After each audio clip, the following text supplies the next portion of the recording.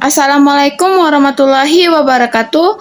Puji syukur kita panjatkan atas kehadirat Allah Subhanahu wa Ta'ala yang senantiasa memberikan rahmat dan karunia-Nya kepada kita semua.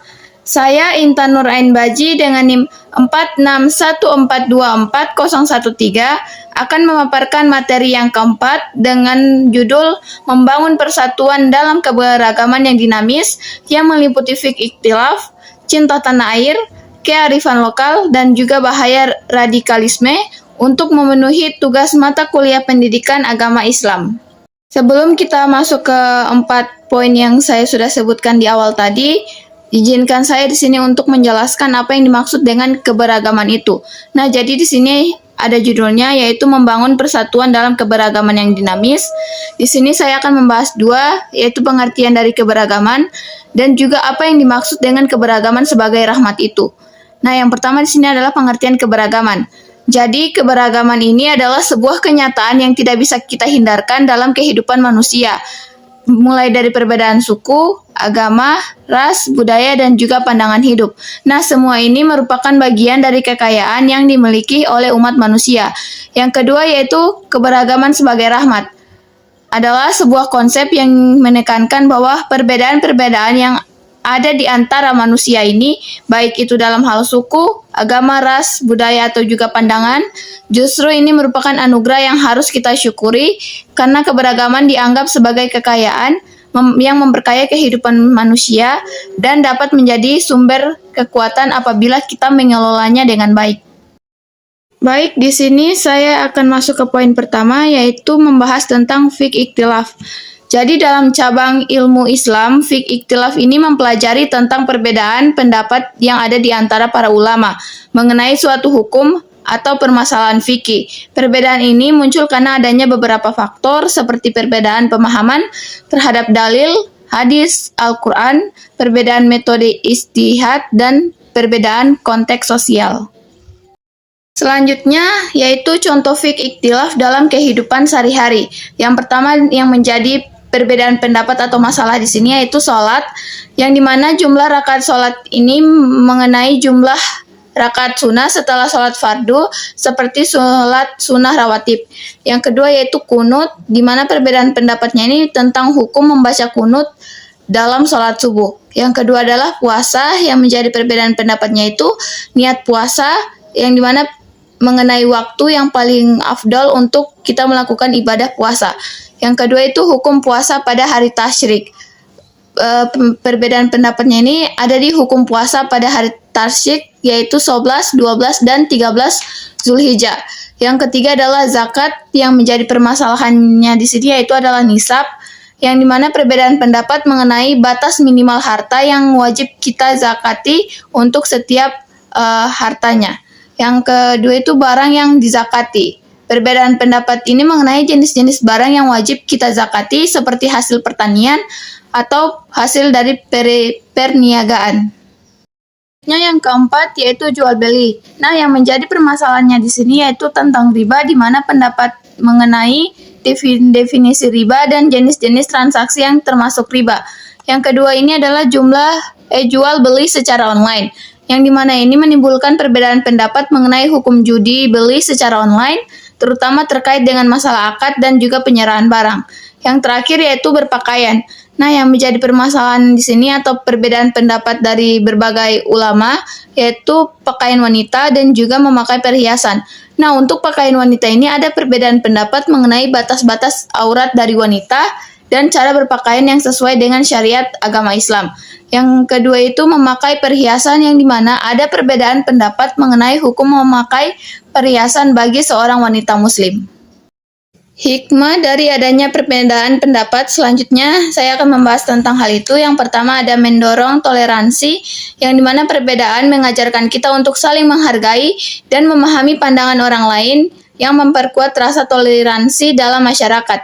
Yang kedua yaitu memperkaya pemikiran. Beragam pandangan memperkaya khazanah intelektual kita, memungkinkan untuk belajar dari satu sama lainnya dan mengembangkan ide-ide yang baru. Yang ketiga yaitu menciptakan persatuan.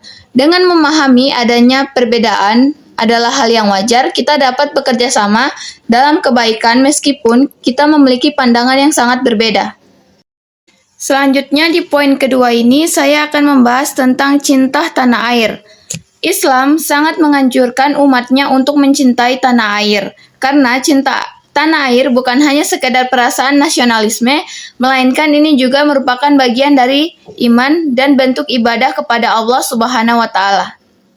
Selanjutnya yaitu dalil dari Al-Quran yang berkaitan dengan cinta tanah air.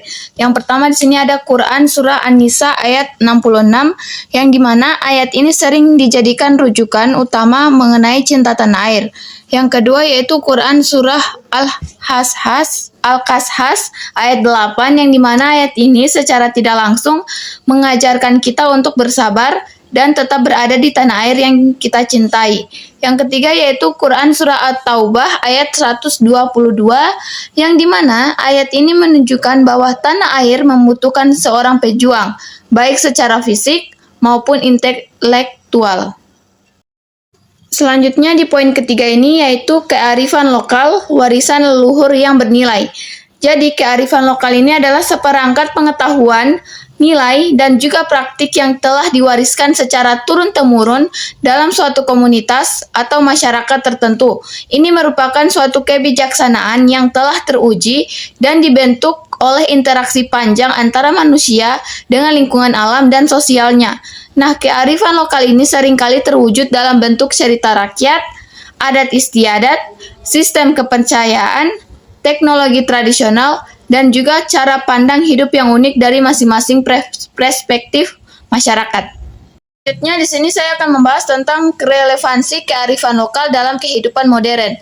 Jadi kearifan lokal ini telah teruji selama berabad-abad. Ini ternyata masih sangat relevan di era modern sekarang. Meskipun kita hidup di tengah arus globalisasi dan perkembangan teknologi yang begitu berkembang pesat, nilai-nilai yang terkandung dalam kearifan lokalnya ini tetap memiliki tempat tersendiri. Selanjutnya di sini saya akan membahas poin terakhir yaitu bahaya radikalisme sebagai ancaman persatuan dan juga kesatuan. Radikalisme adalah sebuah paham atau aliran yang menginginkan perubahan atau pembaharuan sosial dan politik secara drastis. Bahkan seringkali orang-orang ini menggunakan cara kekerasan. Orang-orang yang menganut paham radikalisme ini biasanya memiliki pandangan yang ekstrim, intoleran, dan cenderung menolak perbedaan pendapat dari orang lain. Selanjutnya di sini saya akan menyebutkan beberapa ciri-ciri orang yang radikal, yaitu yang pertama kaku dan tekstualis dalam memahami ajaran agama, yang kedua yaitu ekstrim dan fundamentalis, yang ketiga yaitu eksklusif, yang keempat yaitu intoleran, yang kelima yaitu menggunakan kekerasan untuk menyelesaikan sebuah masalah, yang keenam yaitu memiliki musuh yang tidak jelas, yang kedua kesetiaan antar lintas negara, yang kedelapan yaitu selalu bersemangat untuk mengoreksi orang lain, yang kesembilan yaitu percaya pada adanya sebuah konspirasi, dan yang kesepuluh yaitu menggunakan media sosial untuk menyebarkan ideologi yang tidak jelas. Terakhir di sini saya akan membahas tentang dampak negatif dari radikalisme. Jadi radikalisme ini memiliki dampak negatif yang luas dan juga kompleks, baik itu terhadap individu, masyarakat, ataupun suatu negara. Yang pertama di sini kerusakan sosial. Ada 4 yaitu konflik dan kekerasan, perpecahan masyarakat, intoleransi dan diskriminasi, ketakutan dan juga ketidakamanan. Yang kedua yaitu kerugian ekonomi, ada 3 yaitu kerusakan infrastruktur, penurunan investasi, dan pelarian modal. Yang ketiga yaitu kerusakan politik, ada 3 juga yaitu destabilisasi negara, yang kedua yaitu lemahnya pemerintahan, dan yang ketiga yaitu adalah pelanggaran HAM, yaitu hak asasi manusia. Yang keempat yaitu dampak dari psikologis, ada 3 juga yaitu trauma, mengalami kecemasan, dan radikalisasi sekunder. Dan yang terakhir atau yang kelima ini adalah kerusakan lingkungan, yang dimana ini adalah pengerusakan terhadap lingkungan alam semesta yang diciptakan oleh Allah Subhanahu wa Ta'ala.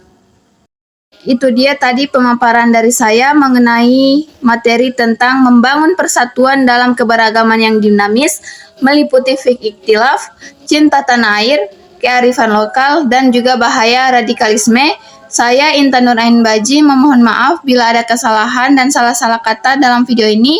Wassalamualaikum warahmatullahi wabarakatuh.